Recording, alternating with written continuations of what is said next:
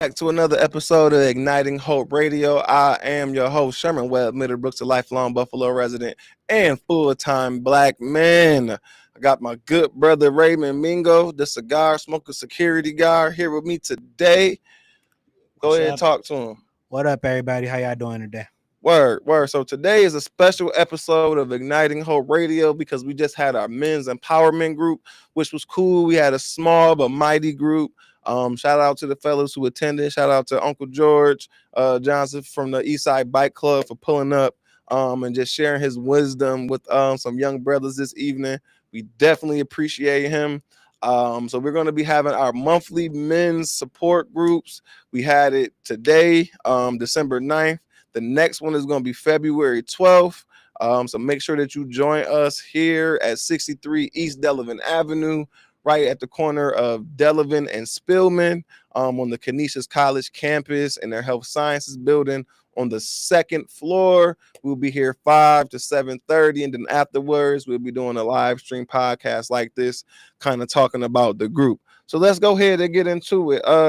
Good brother Mingo, what were some of your takeaways from today's group? Let's see. Grandma ages no more like what I had growing up.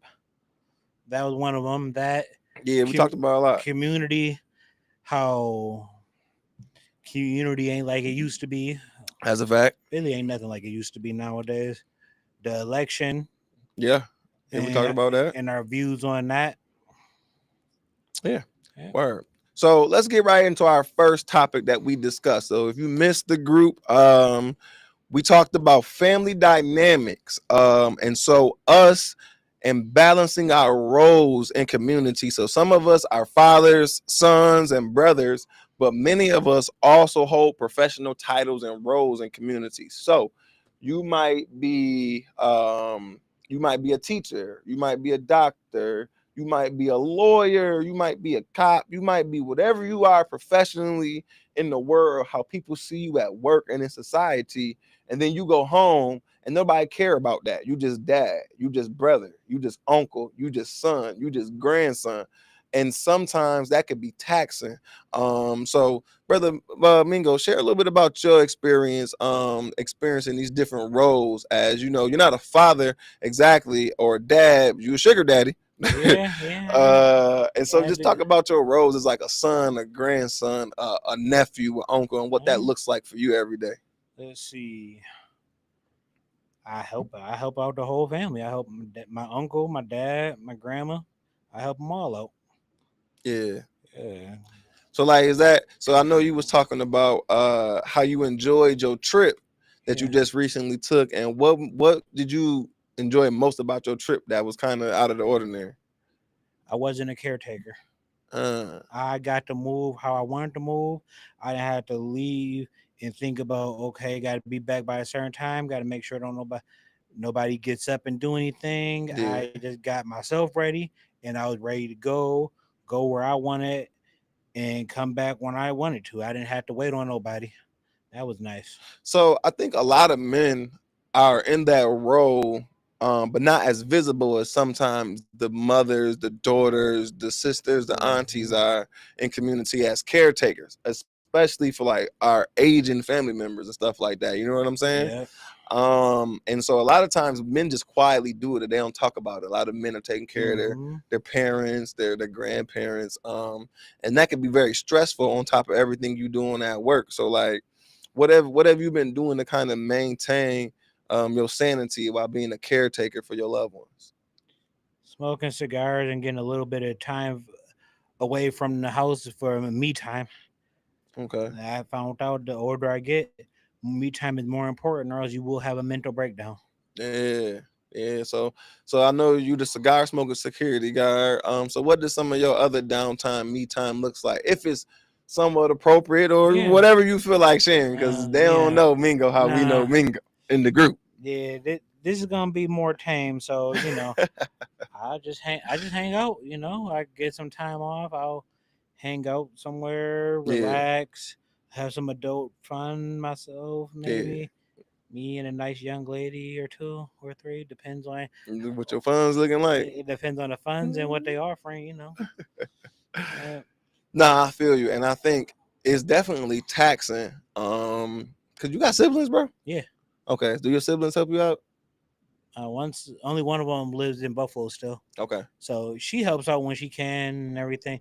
Do the one thing I can't do is driving because I don't Okay. drive. Okay. Okay. So when we got to take my dad to an appointment and he needs someone to pick him up, that's where my sister comes in at. Other than that, I do mostly everything else. Listen, bro, I feel you. And like it's weird when like now that we the adults, it's like I got all these adult dependents Yeah. that I can't claim on my taxes. Mm-hmm. Like, don't get me wrong, like my mom does not drive. Mm-hmm. So like stuff like that can be taxing or stressful where like we're having an event or some family stuff and like, oh, gotta go get mom, gotta go pick her up. And it's Mm-hmm. like, dang, that extra 15, 20, 30 minutes that you kind of took me out my way. Like, yes, I love you. Yes, I value having you, but multiple things can be true at the same time. It is a stressor Mm-hmm. to have to navigate and have people dependent on me to like do and fix or put together or figure out certain things. Like, I don't know if you other men out there, this is like the hardest part of being a man, the figuring, the constant figuring for other people. People present you with a problem and then they just step back and expect you to figure it out for them, and they don't have to contribute no kind of direction, no kind of insight or information to that degree. So it's kind of like, ain't no kind of, it's annoying, like get on my nerves, like always the constant figuring, and people just sitting back like, oh, you gonna figure it out? Like, nah, help me. Like, this is for you. You should be invested in this. So I think that can be definitely frustrating, like as a man, when you like become like a leader or a dependable, responsible person in your family. It's a lot that come with being like a leader in your family. You know what I'm saying? Mm-hmm. Yeah. Oh yeah, I know what that is. Yeah, most definitely, bro.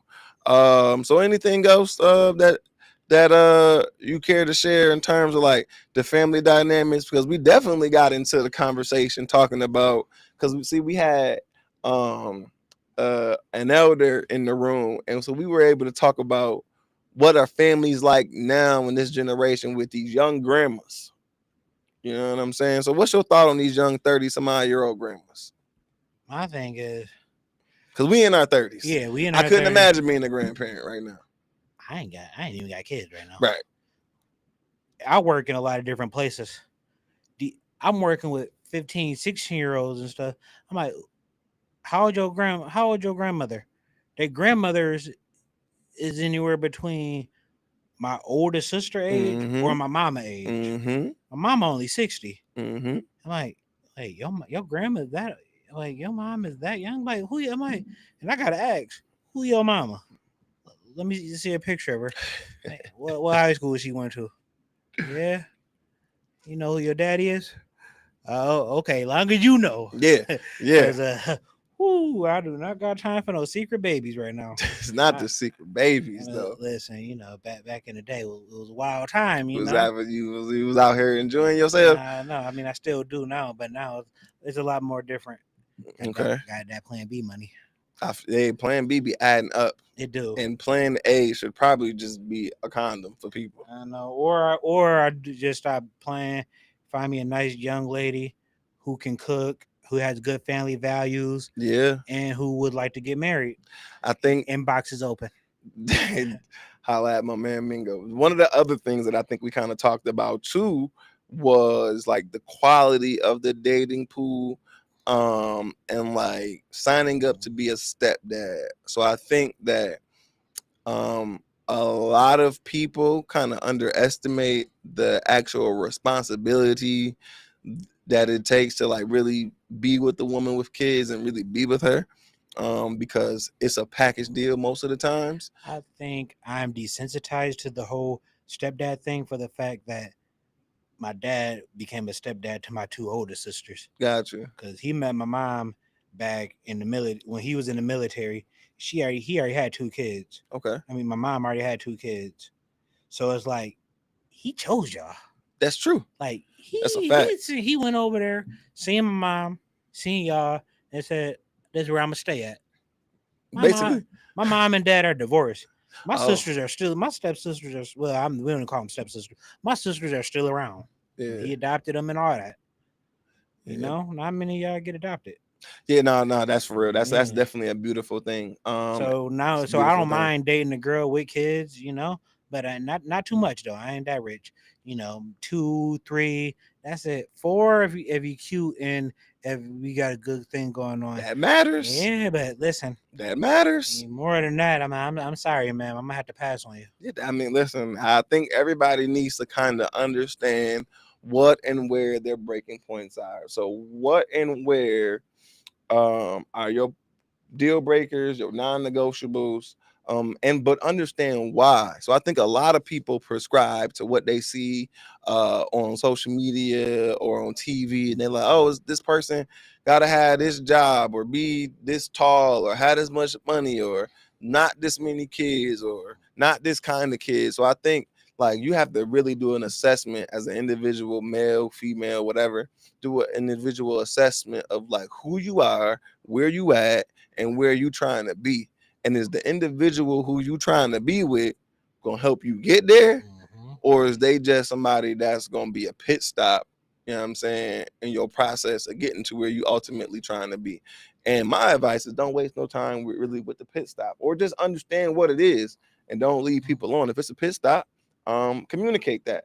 But if you have serious intentions, I think you need to communicate that, but also go beyond what the idea or the fantasy of being with a person is, and really understand, get to know somebody, and what the reality of being with them is. I think a lot of times we deal with folks who have the idea of a person and want to date the idea, but don't understand the reality of that individual. It would basically means that person only around for a season and not a lifetime. Yeah, that's a fact. Once they Like, figure out what it really takes to be with this person, they be out the door. yeah. See, I'm simple. To be with me, cook, clean, give me, have some fun with me. Word.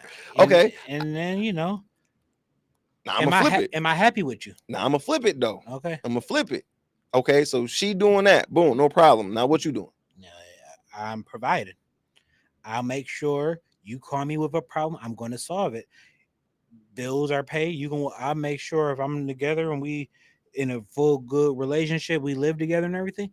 My job is to make sure you can walk through the house, click on every light in the house, turn on the stove, turn on the gas. I dig. So if I'm providing and everything, yeah, you gonna have to pull your weight. So here's what I think, because I got a lot of women friends. Mm-hmm. So here's what I think it gets tricky, because some women might be okay with that, right? Yes. On the like the whole, okay, I provide, boom.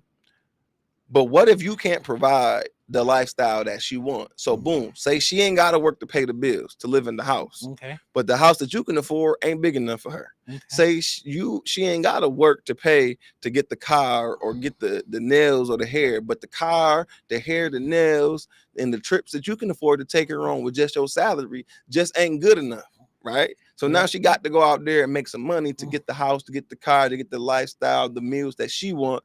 Because let's be honest, like most of us ain't rich. No. Most of us ain't providing enough to be able to give two people all that they need and wants. You might be able to give somebody all that they need, but to meet all of a person wants might cost a little bit more. So like what I tell like the women in my family, even just women I'm kicking it with, a lot of times men's hearts and intentions exceed our schedule and our wallet. Mm-hmm. A lot of times our intention in our heart, I'm gonna say it again, a lot of times our intentions and our heart exceeds our schedule and our wallets. We would love to do the things that you want us to do, that you have in your imagination for us to do, these romantic visions, we would love to be a part of that and to deliver everything you want. We just only get 24 hours a day. We only get 7 days a week. And sometimes fellas only make whatever they make, and they might have other bills and responsibilities. So I think to say, yeah, I'm gonna provide, you cook and clean, but like, what if you can't provide exactly what she feel like she deserves? I mean, at that point, you can do one or two things. Remember, the first thing is this America. You always can make more money. That's true. You can make. That's very That's the true. one thing about America. Very true. Like, if I'm at a job and if I want to do something, if I'm not making enough money, I will hit Indeed, get another job, find Yeah. a side gig. I got more skills than just security. I can cook, I can do photography. Word. All right. But I just make more money doing security. Yeah. But the price is right. Shit, I'll smoke you a turkey right. Ooh, wait, I could. You good? Okay. Speak freely. You Hey. sure?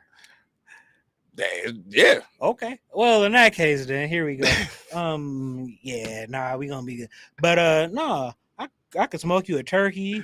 I do photography for you, all that good shit. Yeah. Yeah. No, I agree with you, and I think. But my Go thing ahead. is, if you want extra, that what I can provide, you have to make me want to do this, okay? Because I could work all damn day if for somebody who worth it. If not, shoot, I cut back my schedule. I'm like, man, I ain't even going to work today. You don't ask me for shit. Word. But if I like you, shit, I work almost all day. Take one day off and like just to spend with you. If I like you, and if you deserve it.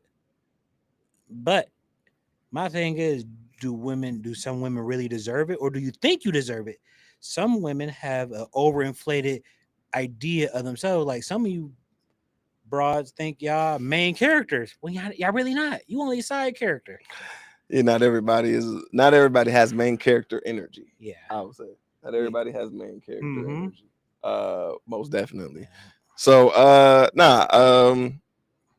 I think in keeping with that, you just got to know who you are and what you're looking for. And I'll just say, dream with your eyes open. Just dream with your eyes open, folks. That's what I would encourage people to do. Just dream with your eyes open. So the next thing that we kind of want to move to talking about, I'm not sure if you had anything else that you want to share on that topic. Nah, that's all right. You sure? But inbox is open, ladies. Word. So bring your resumes, as in resumes. Send a picture of the food you cooked and a list of your bills, and I see if I could afford it. That is some real stuff. But let's right be there. realistic, all right? Because That's some real stuff. I'm a trick, not a simp, all right? So I give you the money. You gonna have to earn this, all right? I just ain't gonna pay a bill just to pay a bill because you a woman.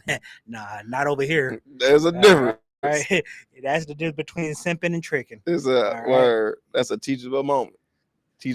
So I think in keeping with that, in the teachable moments, get into the comments of those that's watching, that's with us live, or if you're watching this post live, get in the comments and tell us your thoughts about relationships and what do you bring to the table and what does that look like for you? Because I think we hear so much, I am the table, but like ain't nobody sitting there. So like, how valuable is said table? And also, like, I hate to say it like this, and I don't necessarily like speak for myself because I'm really indifferent. But like when I talk with most of the fellas, like men don't care about your actual resume. Most men don't care about where you worked, where you went to school, or how much money you make. It's me personally. What I need you to bring to the table, as I was saying, is in jest and joking, but I was dead serious earlier. Is if my food is messed up at the restaurant, I need you to handle that for me. Yeah. Because I'm gonna get angry and aggressive and probably belligerent, and it's gonna be an unnecessarily volatile altercation if I have to be the one to go and speak up for my food being messed up. So usually I'm just gonna eat it because I just don't want to go to jail. Because look at the way we look. We are gonna look like we're the hostile individual. So I'm gonna need you to tell the server, my food not right. Right. Because we don't even mean to say it, but sometimes when we speak, some people might take that as, oh, that's too aggressive and everything like that. Yeah, I completely agree. And in my profession, I have to speak aggressively, and it translates to a lot of things I do when I'm not even working. It just, I have to speak with command, assertiveness, and everything. Yeah. Some people don't like that. Yeah. So that's why I'm gonna need you to tell the server, hey, he ordered mashed potatoes and everything like that. That's why men need women. All right, I'm not that tough where I don't need a woman. I do. Yeah, I need most her more definitely. than for some ass. I'll tell you that. Most definitely. And like, so when we talk about protection and providing, so it's like that's how you protect and provide for me as a woman. Like, I don't need you to beat nobody up or jump up when something go bump in the night. Like, I need you to protect me from my anger, protect me from myself sometimes, protect me from my ego. Like, that's how you can protect me. Because if I go in there and like my food is wrong, and they play passive aggressive with me, and I get real aggressive with them, I'm gonna lose, and like negativity is gonna come to my doorstep. And like if you're able to kind of keep me calm or kind of see things that I can't see and kind of coach and walk me through it, that's how you protecting me, baby. That's how you protecting me from myself. And I'm not gonna be foolish or insecure or stupid enough to sit up here and say that like I don't always need a little bit of protection from myself. And like that's what like I said, I don't need a woman to fight my battles for me. I just need you to protect me from me sometimes. So boom. Again, get in the comments. Let us know what you bring to the table. And if you think you the table, I'm pretty sure you probably a three-legged table. Also, please bring your mental health resume too. Yes. I need to see that. Are you on papers? Because mess around, that girl is 7:30. I don't got time for no. I got too many guns in my house for a 7:30 woman. I'm sorry. You funny. All right. So speaking of that, but not really speaking on that, we're gonna have a pivot and a transition. I want to make a quick pivot and transition because one of the other things that we talked about in the group was local politics and our local economy. So like I'm pretty sure y'all know y'all had elections wherever you at watching this, and if you local, I'm pretty sure y'all know about the elections we had.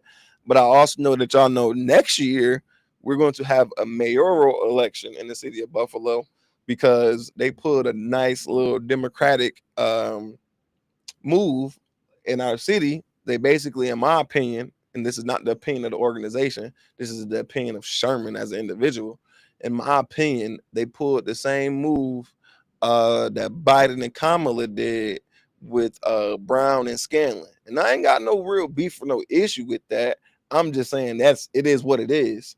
They had a person and they used the political tools at their disposal to get the individual they wanted in office, and they just played the game. So I know we have Scanlon, I know we have Wyatt, I know we have Brother Whitfield, and I think Sean Ryan and some other people are tossing their name into the hat for the mayoral election that we're having next year in Buffalo. And so one of our group members runs a few organizations, has a few businesses, and shared that all the candidates have reached out to him individually, asking like what's he need and what does he want from them, kind of like a quid pro quo almost. And so he was asking us, what do we think he should tell them that he needs? Because he doesn't need them to cut a check. He has his own money. He doesn't need the funding. And so we had a few different ideas. So Mingo, you kind of want to share some of what you uplifted to the group tonight? I said, okay, if money's aside from a political conversation, don't tell me what you're gonna do. Show me what you're gonna do when you swear on that Bible on inauguration day. Are you gonna follow through with what you promised me? Because basically, from that phone call, when I said, "What do you need?" like, can you get your groups to all vote for me? Yep. But what are you going to do for these groups? Right. Like everybody during election day, during campaign, they're going to say, oh, I'm going to do this, I'm going to do that. But what are you going to do after you get to City Hall?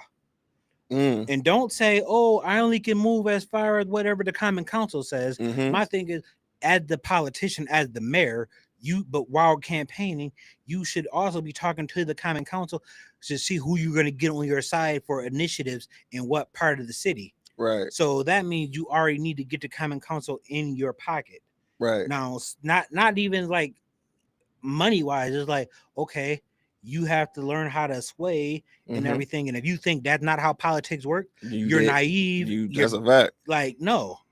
And I know some councilmen, they're good people, but what are you gonna do in their district? What are you gonna do for them? Do you align with them? Because if you align with certain councilmen, how are they can maybe they have a stronger voice in the common council. They don't even have to be the president, but they might have the voice that'll make everyone else head and neck turn. Yeah, I agree with you. And that's why I asked you to share what you shared during our conversation.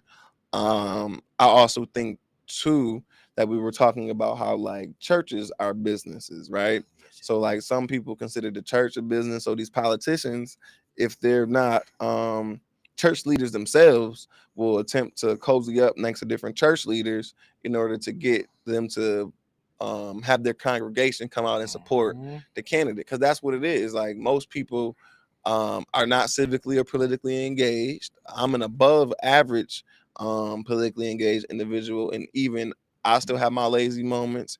Even I still am not up to date and abreast on everything that's going on in the community. Even I don't always watch the news, so I know like I'm more engaged than the average person, and like there's a lot of things that I don't know, a lot of blind spots that I have. And so I know the game where like all they're trying to do is get a trusted individual to tell the people who trust them to say trust this politician, and like that's a dangerous game. So I really appreciate the elder who was in the room really trying to check the pulse of people who aren't necessarily a part of his group or organization, um, but to try to get us as some younger brothers to kind of see what he should do with some of this political cachet that's been tossed his way. I said personally, we need tangibles. We always need tangibles. Tangibles are important. And so when we say tangibles, literally things that you can touch and feel and sell and profit from and see that exist in reality, not just on paper, not just in your mind's eye, or not just deep from the bottom of your heart. Like, no, on paper and in reality, tangible materials, policies that will change the social and political situation for Black people specifically in the city of Buffalo. And I think a lot of the politicians who are running will find themselves having to have these real conversations with Black folks in order to get the Black vote, which is still important in the city of Buffalo. So yeah. Any other thoughts when it comes to that, bro? I have one question for you, Sherman. What's that? If you were mayor, Okay. what would you do? If you become Mayor Webb, Wow. what what would you do? That's very interesting. So as y'all, I'm not sure if y'all know, but one of my homies, a good brother, Rafael Suarez, he's a lieutenant down with the Buffalo Fire Department. Shout out to Ralph. Yeah, my man Ralph. He said he's going to be running for mayor. So I'm looking forward to seeing what he does with his campaign. I'm just looking forward to see what everybody does with all of their campaigns. But to answer your question, first we'll have to really know and understand the actual powers of the mayor's office, and where I would have direct influence. And so, at least the way I see presidents of countries or companies and mayors or CEOs, like coaches, you have to be the visionary.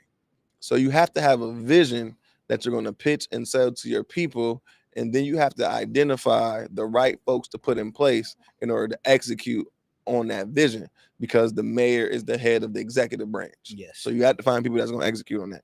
So I think the priorities that I would have would be education, revitalizing the economic infrastructure on the east side of Buffalo, particularly for Black people, um, because I feel like we have been a community that's been underserved, overlooked, and also now have been and continue to be used to support other communities. They come in and siphon money out of the Black community and take it to brown, Arab, Bangladeshi communities, Asian communities, white communities, non-Black communities, come in and siphon money out of our community.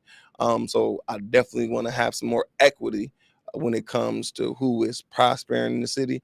Then really focus on what I could do to reduce some of these property taxes. Even though I'm not currently a homeowner, the homeowner folks that I know seem to have issues with the property taxes. Yeah, they've been going up. So I would look into those kinds of things, and then seeing how we can get some money into the community to do something with the Erie County Public Library, because right now it's being ran as like a shitty community center, and it's not a community center, it's a library.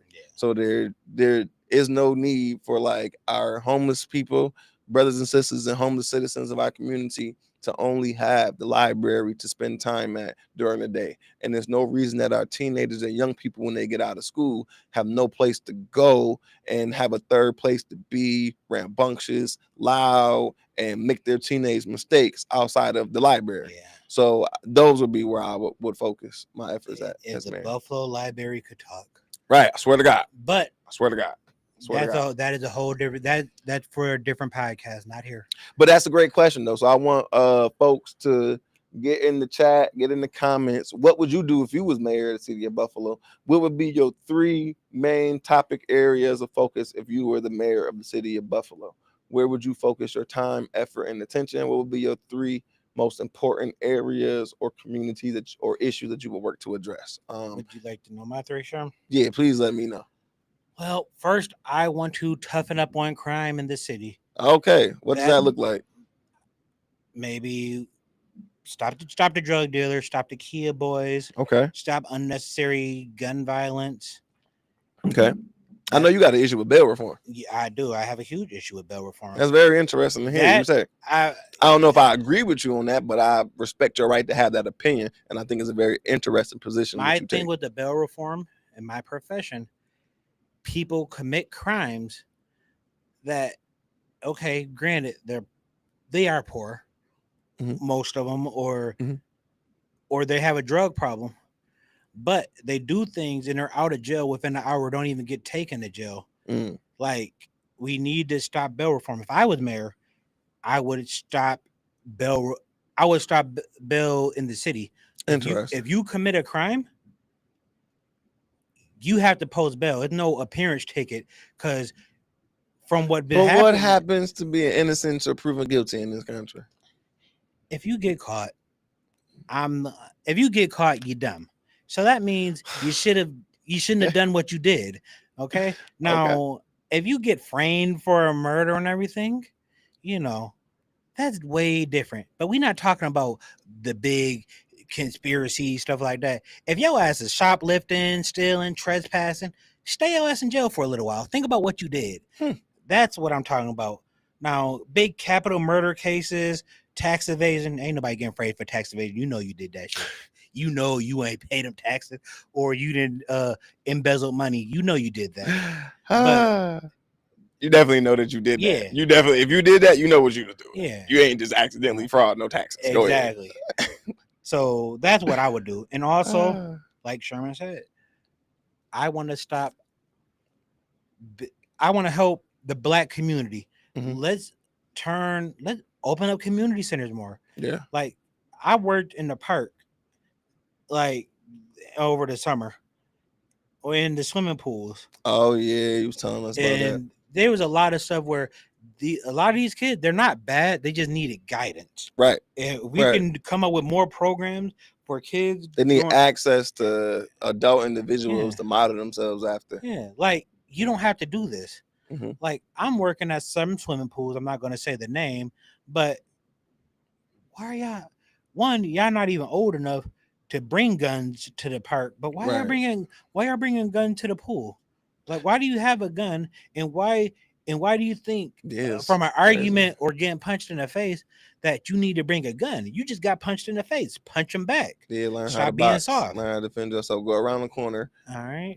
Go around the corner to Coach Terry at the Flair Boxing Gym. Yeah. And join Bomb Squad Boxing. Exactly. And learn how to use your hands. Also, shout out to our producer, Xavier, young brother X. If you've been a part of anything with a collective vision in the past, if you supported us, you know about our little brother X, who is the man behind the scenes. So usually, if you see me sitting on camera, he's the individual who gives me the privilege, the access, and opportunity to sit on camera, because he's running the boards and the cameras, so I can be on them. So we appreciate good brother X for helping produce the show. And he said if he was mayor, he's working on them potholes, and I can't believe that we forgot to bring up potholes, but definitely working on them potholes, most certainly. All right, no, I think that was great. So again, get in the comments, let us know what you think. I think the last topic that we're going to touch on today is how do we deal with supporting each other in the community, and when it comes to supporting each other, how do we manage the haters? Because there are a lot of haters. There are a lot of people who position themselves as contrarians. There are a lot of individuals who, if the plan is not their plan, it's not a good plan. And I think we all know people like that, the people who just go against the grain. I think also equally as much of an issue is the people who do just go along to get along. People who never challenge the system, people who never ask questions, people who never try to swim upstream. I think we have to try to find some kind of a balance. But what I've realized through our conversation in the group is the individual, it's that African proverb that I was sharing, that if the individual does not feel embraced by the community, they will burn the community down in order to feel its warmth. And so to me, what that says is we have to acknowledge what everybody brings to the table, looping it back to the whole relationship intimacy conversation, but on a community level.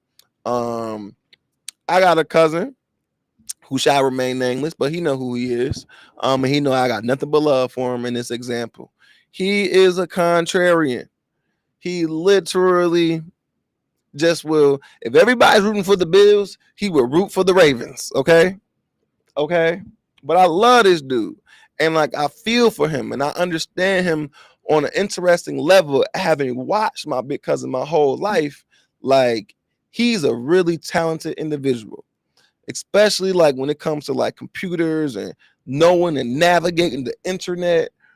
But what I feel like is his talent, his skill, what he was good at was never appreciated, was never valued, was never celebrated, was never acknowledged. He didn't get his just due for what he was good at. So therefore, whatever anybody else is good at, you know what I'm saying? Or whatever anybody else likes, innately you're going to want to push back. And I feel for him because I know other members in our family who got their talents, who got their skills recognized and celebrated and were put on a pedestal. And his skill, his talent, his abilities, I don't think was recognized or celebrated enough. And thus starts his villain origin story, as people would like to say. I think that's so. If we're going to deal with haters in our community, you have to identify who the haters are, how they're hating, but what is that hater actually good at? And if you just give them a little bit of love, a little bit of attention, celebrate them with a little bit of validation, that hater might move to being your greatest supporter. That's what they did with Benedict Arnold. That's what they did with Benedict Arnold. He wasn't getting the recognition or support that he wanted from the Americans. The British tossed him a little few butter biscuits, you know what I'm saying, some recognition, and he flipped sides. Exactly. So that's just my opinion for like all you haters. It's okay. You're good at something. For all you people who gotta go against the grain, it's okay. We see you. We acknowledge you. You're important. You have value in our community. We want to call you in. We tired of calling you out. Calling you out ain't gotten us nowhere as a community. It's time to call you in. But you can't come in on that hater stuff. You can't come in trying to sabotage the ship. You got to come in and be humble. And it's the JFK principle. People have to show up not looking what groups or organizations or companies can do for them, but what can they do for the group, the organization, or the company, or the community. And that's the approach that we must take. I said a lot. Mingo, what do you think? I agree. Like if you just say, "Hey, you're good at something. You're not as bad as you think you are. Look at you. You have a skill that is valuable. Why don't you help us steer the ship? Well, maybe not steer the ship, but help us row the boat. Contribute something besides negativity. Yeah. All right. Because if you're gonna be negative, I don't even want you. We don't want you around. Like we'll try and understand you, but it's like after a while it get exhausted. It do, because it's like, okay, everybody, like Kendra said, B don't kill my vibe. Yeah. If we all pulling in the same direction and you start pushing the opposite direction, like how are we making progress? Exactly. How are we making progress? You know what I'm saying? How do you deal with the haters? I dump cigarette ashes on I dump cigar ashes on a desk. And I just say, well, you know what? I don't got time for this. And I walk away. I thought you said you dump ashes on their death. I was about to say that's pretty graphic. No, not gonna be that graphic. Just on their desk or just in their or I'll blow smoke in that general direction. And be like, you know what? I don't have time for this, and I'll walk away. Word. And now if I walk away, And if you just please don't try and run up on me. Please don't. That's not a good idea. No. It's not a good idea. It's not a good idea. All right, brother. Any last takeaways before we go ahead and get out of here? We want to thank everybody for joining us in the Yeah. live. If you've been in the Thanks, chats, if you've been in the everybody. comments, we appreciate you. Yeah, last closing words, thoughts, remarks, any of that good stuff, I brother? thought about throwing my name in for the mayor to be mayor. You should. I mean, it's not hard. All you gotta do go to the board of elections, say, hey, I would like to run for the mayor of the city of Buffalo, You and old enough, right? yeah, I'm 35. Oh yeah. See, there we go. And then you just pick what side you want to be on, red or blue or independent, Yeah. and what your value, and then get ready for your press conference and what you're gonna say. And but it not matter. I don't care what you say at the press conference. What do you do on election? I mean, after election day on Mm-hmm. inauguration day. Yeah. So who knows? Y'all might see my name on the ballot. Come November. We'll see how I feel. Okay. Yeah. Okay. Dang.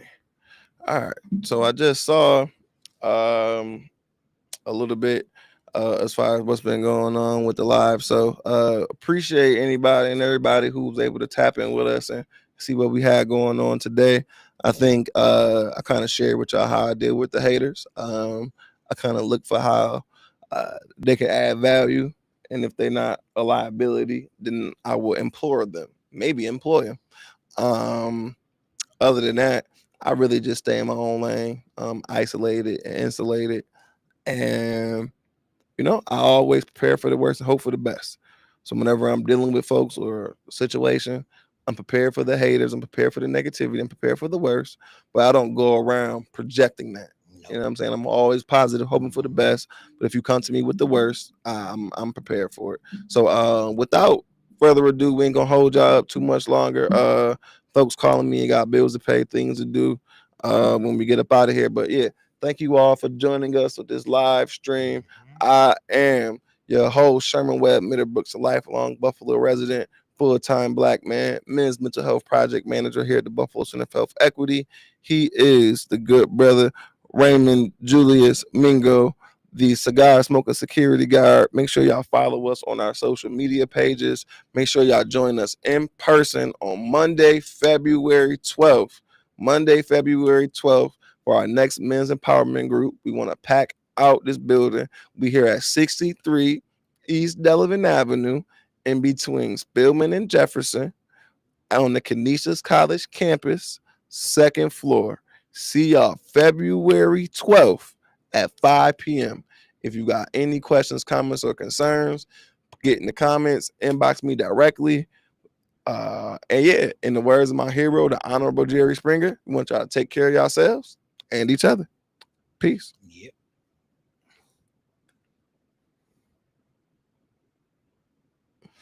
Word.